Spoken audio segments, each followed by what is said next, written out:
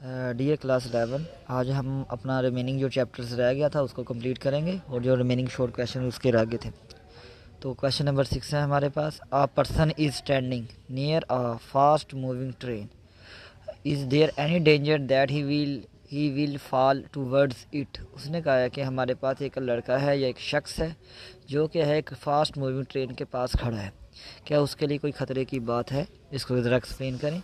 जी, उसके लिए ख़तरे की बात है। क्यों? क्योंकि यहाँ पर हमने देखा है कि जब भी कोई इंसान या शख्स ट्रेन के पास खड़ा होगा या उसके साइड में, तो जैसे ट्रेन मूव करेगी तो उसके साथ मूव करते करते वो हवा की लेयर्स को भी साथ बहा ले जाएगी और हवा की लेयर्स की स्पीड क्या हो जाएगी? तेज़ हो जाएगी। तेज़ हो जाएगी पर्सन इंसान और उस ट्रेन के दरमियान हवा की लेयर की स्पीड बहुत ज़्यादा तेज़ होने वाली है, जिसकी वजह से क्या होगा वहाँ पर अकॉर्डिंग टू बर्नौली इक्वेशन अगर स्पीड तेज़ होगी तो प्रेशर विल बी मिनिमम, और प्रेशर जो दरमियान में है पर्सन और ट्रेन के दरमियान वो कम हो जाएगा और उसके इर्द गिर्द सराउंडिंग के लिहाज से, और सराउंडिंग से हाई प्रेशर है और उनके दरमियान में लो प्रेशर है ट्रेन और पर्सन के दरमियान, तो सराउंडिंग से क्या होगा, हवा हाई प्रेशर से लो प्रेशर की तरफ धक्का लगेगा उसको और वो ट्रेन के आगे या उसके नीचे या कहीं भी उसके साथ गिर लग सकता है और उसको क्या हो सकता है, ख़तरे के लिए बात है, उसके लिए नुकसानदेह है। हाँ, मैं इसकी रीडिंग भी कर देता हूँ, देखें। Yes there is a danger that he will towards the train. Explanation है when a person is standing near a fast moving train. उसने कहा जब कोई इंसान फास्ट मूविंग ट्रेन के पास खड़ा है, then the speed of air between them is too high, मतलब कि उसके गिर्द जो स्पीड है वो बहुत ज़्यादा हाई होगी। According to the Bernoulli where the speed is high, जहाँ स्पीड ज़्यादा होगी pressure will be low, pressure क्या होगा? लो होगा। So the pressure between the person and the train will be low as compared to the pressure of sideways, जो उसके इर्द गिर्द उसके लिहाज से उसके दरमियान जो प्रेशर है वो लो होगा। So there will be a chance of force acting on the person from high pressure region to the low pressure region, तो चांसेस हैं कि बाहर से प्रेशर हाई होने की वजह से बाहर से धक्का लगे और वो आदमी ट्रेन के सामने गिर सकता है। That he way may fall toward the train, वो ट्रेन में गिर सकता है, उसकी चोट लग सकती है या उसके लिए ख़तरे की बात है। अब हमारे पास है question number 7। Identify the correct answer. What do you interference between from Bernoulli theorem, इनमें से बताना है कौन सी बर्नौली इक्वेशन की स्टेटमेंट ट्रू है। इसमें बेटा हमारे पास पहला ऑप्शन है where the speed of fluid is high and pressure will be low. हमने ये देखा हुआ है जहाँ पर स्पीड ज़्यादा होती है वहाँ प्रेशर लो होता है। दूसरा पार्ट बेटा इसका सही नहीं है, where the speed of fluid is high and pressure is also high, नहीं, ये बर्नौली इक्वेशन की स्टेटमेंट नहीं है। तीसरा देखें, the theorem this theorem is valid only for turbulent flow of the liquid, ये सिर्फ जो थ्योरम है वो टर्बुलेंट फ्लो के लिए एप्लीकेबल है। नहीं बेटा, हमने ये पढ़ा था ये स्टेडी फ्लो के लिए होता है, टर्बुलेंट फ्लो के लिए नहीं होता है, इसलिए पहला ऑप्शन करेक्ट है। अब देखिए बेटा हमारे पास क्वेश्चन नंबर 8 है। टू रो बोट्स, मतलब कि रो बोट्स का मतलब क्या है? ऐसी बोट्स जो कि पैरेलल मूव्स कर रही हैं, moving parallel in the same direction are pull toward each other. Explain. कहता दो बोट्स हैं हमारे पास, दो कश्तियाँ हैं, यानी कि वो पानी के अंदर मूव कर रही हैं, मतलब कि दो बोट्स हैं हमारे पास, वो दोनों जो बोट्स हैं वो पानी में क्या कर रही हैं? पैरेलल मूव कर रही हैं, ठीक है। जब वो मूव करेंगी तो बताना है कि वो जब वो दोनों पैरेलल मूव करती हैं तो आपस में क्यों वो टकराने का खदशा क्यों हो जाता है? वो मतलब कि बाहर से फोर्स लगती है वो अंदर की तरफ क्यों टकरा जाती हैं, मतलब कि ऐसा होने के चांसेस क्यों होते हैं? क्योंकि बेटा देखें तो जब दो बोट्स हैं वो सफ़र कर रही हैं पैरेलल, जब वो पैरेलल सफ़र करती हैं तो दरमियान में क्या है? लेयर्स है, हवा का फ्लूइड्स है और पानी का फ्लूइड्स भी है। जब हवा का, चलो फ्लूइड हवा का ही मान लें, हवा एक ऐसा फ्लूइड के तौर पर काम करेगी, वहाँ पर दरमियान में क्या होगा? हवा की जो स्पीड है दोनों बोट्स की वजह से दरमियान में ज़्यादा हो जाएगी, बाहर क्या हो जाएगी? स्पीड कम हो जाएगी। तो जहाँ पर अंदर जो दरमियान में स्पीड ज़्यादा होगी इनने की वजह से वहाँ प्रेशर कम हो गया और बाहर की तरफ बोट्स का प्रेशर ज़्यादा हो गया, तो बाहर हाई प्रेशर से लो प्रेशर की तरफ उसको फोर्स लगेगी और दोनों बोट्स आपस में टकरा जाएंगी और उनके दरमियान फिर तबाह होने का ख़तरा है। तो यहाँ पर देखिए when two boats are moving parallel in the same direction then the water between them is also flowing fast, उनके दरमियान क्या होगा? पानी भी फ्लोइंग फास्ट मूव करेगा, वैसे हवा भी होगी।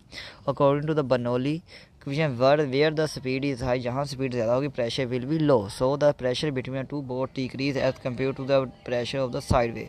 तो बाहर की निस्बत अंदर की तरफ प्रेशर क्या होगा? हमारे पास लो होगा, तो बाहर से प्रेशर लगेगा अंदर की तरफ। So the side way high pressure push the two boat toward each other, तो बाहर से प्रेशर की वजह से वो दोनों बोट्स क्या हो जाएंगी? आपस में टकराने का खदशा है।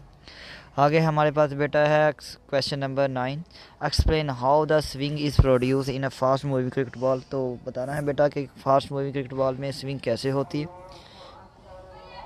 अच्छा बेटा, हम देख रहे थे कि explain how the swing is produce in a fast moving cricket ball. Cricket ball के अंदर जो हमारे पास गेंद होती है जिससे जिससे हम क्रिकेट खेलते हैं, कहता उसमें स्विंग कैसे पैदा करते हैं। बेटा दो बच्चे कंफ्यूज हो जाते हैं अक्सर दफ़ा स्विंग और स्पिन में। स्पिन का मतलब होता है कि जब बॉल क्या करती है, अपने ही एक्स के गिर्द रिवॉल्व करती है, तो उसको कहा जाता है स्पिन। अगर वो बॉल क्या करे, हवा में अपनी डायरेक्शन को बदल ले, तो उसको स्विंग कहते हैं। तो बेटा उसके लिए हमारे पास होता है कि वैन अ क्रिकेट बॉल इस तरह, उसमें ये चीज़ होती है जैसी बॉल हमारे पास हम उसको बॉल को करवाते हैं, तो हवा में जब वो जाते हुए क्या होता है कि अक्सर आपने देखा होगा कि वो जो क्रिकेटर होता है वो बॉल की ना एक साइड को ना अपने कमीज़ के साथ या फिर उसने अपने जो कपड़ों के साथ ना रगड़ता है। रगड़ने की वजह से क्या हो जाता है, फ्रिक्शन की वजह से वहाँ पर थोड़ी सी चमक आ जाती है, स्मूथनेस पैदा हो जाती है। और जैसे ही वो हवा में उसको छोड़ता है, तो हवा में जाते जाते क्या होता है कि जहाँ पर वहाँ पर रिफ्लेक्शन वाला स्मूथ वाला हिस्सा होता है, वहाँ से लाइट जो फ्लो हवा का जो फ़्लो होता है वो क्या होता है, तेज़ हो जाता है। और फ्लूइड की जब स्पीड वहाँ से तेज़ हो जाती है, वहाँ पर प्रेशर कम हो जाता है। और नीचे जहाँ पर रफ़ एरिया होता है, वहाँ पर क्या होता है कि वहाँ पर रफ़ एरिया ज़्यादा होने की वजह से स्पीड कम होती है और प्रेशर ज़्यादा हो जाता है। तो क्या होता है, नीचे से प्रेशर ज़्यादा होने की वजह से नीचे से ऊपर के मतलब कि जो रफ़ एरिया से स्मूथ एरिया की तरफ क्या लगता है, उसको हवाओं का प्रेशर लगता है, जिससे क्या होता है, हवा में भी गेंद क्या हो जाती है, स्विंग हो जाती है, जिससे वो अपनी डायरेक्शन को क्या कर लेती है, बदल लेती है। एक तो वजह बेटा ये होती है। दूसरी वजह बेटा ये होती है कि जब बॉल को हम मूव करवाते हैं तो बॉल स्पिन करती हुई मूव करती है।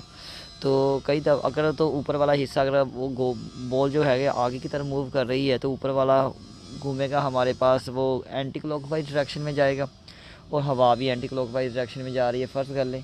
तो ऊपर वाला हिस्सा तो कि दोनों के लिए हवा की स्पीड और बॉल की स्पीड दोनों सेम हो जाती है, तो वहाँ पर दोनों एक दूसरे की सपोर्ट करते हैं और हवा की लेयर्स की स्पीड तेज़ हो जाती है। मगर डाउनवर्ड में क्या होगा, वहाँ पर क्या होती है, हवा की स्पीड जो होती है बेटा वो अपोजिट हो जाती है बॉल की स्पीड के साथ है। वहाँ पर हवा की स्पीड कम हो जाती है, ऊपर की तरफ से उसको नीचे की तरफ धक्का लगता है। बेटा मैंने वैसे एक्सप्लेन कर दिया कि डायग्राम बनाने वाला है जो आपको सिखाने वाली चीज़ है, वो अगर आपको समझ आ गई तो ठीक है, अदरवाइज़ मैं आपको ना क्लास में समझा दूंगा जब हमारे स्कूल स्टार्ट होने वाले। आगे बेटा हमारे पास देखें, मैं इसकी रीडिंग करता हूँ। When a cricket ball is thrown in a such way that it move forward as well as spin. कहता है जब वो आगे की तरफ मूव करती है और स्पिन भी करती है, the speed of the air on one side of the ball increase. उसकी एक साइड पर क्या होता है, स्पीड ज़्यादा हो जाती है ड्यू टू द स्पिन की वजह से। And the at the side the pressure decrease. जहाँ स्पीड ज़्यादा वहाँ प्रेशर कम। And the according to Bernoulli equation where the speed is high, जहाँ स्पीड ज़्यादा होगी प्रेशर विल भी लो होगा। Hence a net force act on a ball, तो बॉल पर क्या होगी, फोर्स एक्ट करेगी। This give an extra curvature to the ball, जो बॉल को क्या करेगी, एक्स्ट्रा कर्वेचर दे देगी, नाउन एज स्विंग, जिसको हम स्विंग कहते हैं।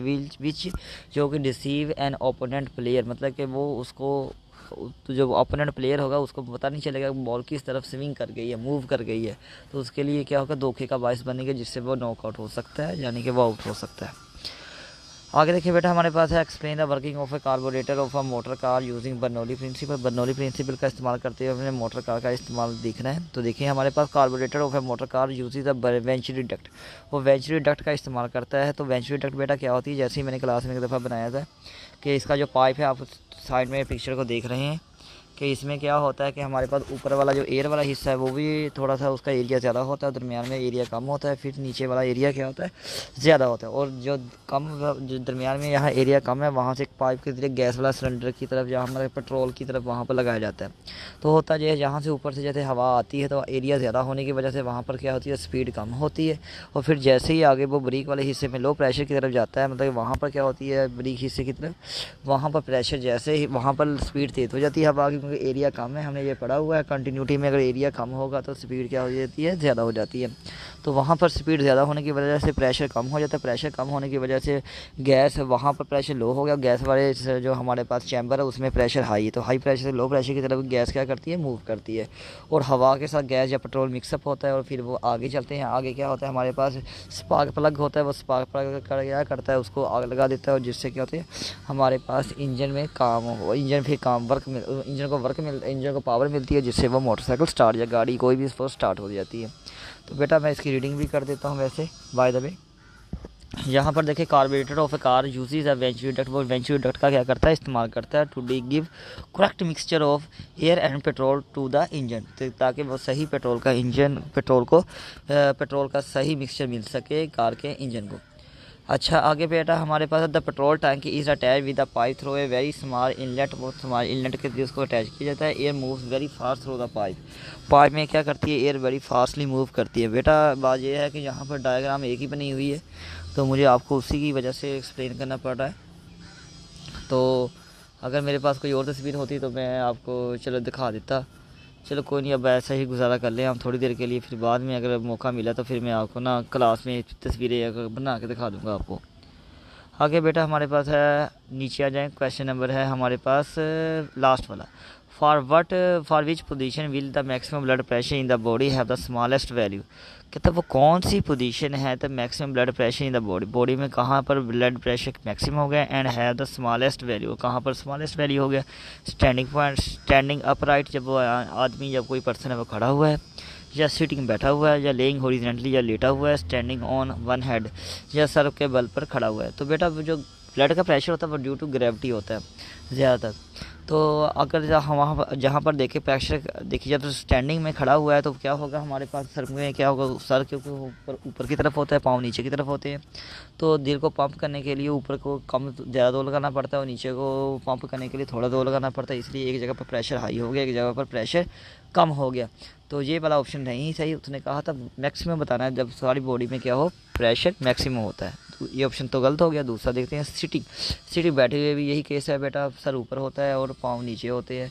और फिर क्वेश्चन डी ऑप्शन देखिए, उसमें क्या है, स्टैंडिंग ऑन वन हेड। जब आप सर पर के बलबूते पर खड़े हो जाएंगे तो सर का प्रेशर ज़्यादा हो जाएगा, पाँव को कम हो जाएगा, मगर हमें तो दोनों में मैक्सिमम चाहिए। तो ये ऑप्शन नंबर सी देखें हमारे पास, लेइंग हॉरिजॉन्टल। जब आप लेटे हुए होते हैं तो कोई हिस्सा आपका ऊपर नहीं होता, कोई नीचे नहीं होता, तो सारे एक लेवल पर होते हैं, जिसकी वजह से क्या हो जाता है हमारे पास कि सारे बॉडी में क्या होता है एक जैसा प्रेशर का फ्लो का ब्लड का प्रेशर सेम जैसा हो जाता है। नहीं, क्योंकि वहाँ पर बेटा ग्रेविटी ही नहीं होती, क्योंकि उसने कहा ऑर्बिटिंग स्पेस है, वो फ्री फॉलिंग सिस्टम होता है, वहाँ पर हर जगह ग्रेविटी होती ही नहीं, तो वहाँ पर प्रेशर में फ़र्क नहीं होता। क्वेश्चन में देखें बेटा, blood pressure would be same. Explanation में देखें, in orbiting specific due to the weightlessness की वजह से the blood pressure in major arteries in the leg will be equal to the blood pressure in major arteries in the neck. तो neck में और दूसरी artery में सब में क्या होगा, ब्लड प्रेशर सेम ही रहेगा। मगर बेटा अगर उसमें हम आर्टिफिशियल ग्रेविटी पैदा कर लें तो फिर केस बदल जाएगा, ठीक है। मगर आर्टिफिशियल ग्रेविटी से पहले तक वो फ्री फॉलिंग सिस्टम है, वहाँ पर ग्रेविटी नहीं है, तो जिसकी वजह से वो क्या होगा हमारे पास हर जगह ब्लड प्रेशर क्या रहेगा, सेम होगा। चलिए बेटा अल्लाह हाफिज़, बाकी हम इंशाल्लाह फिर नेक्स्ट टाइम करेंगे।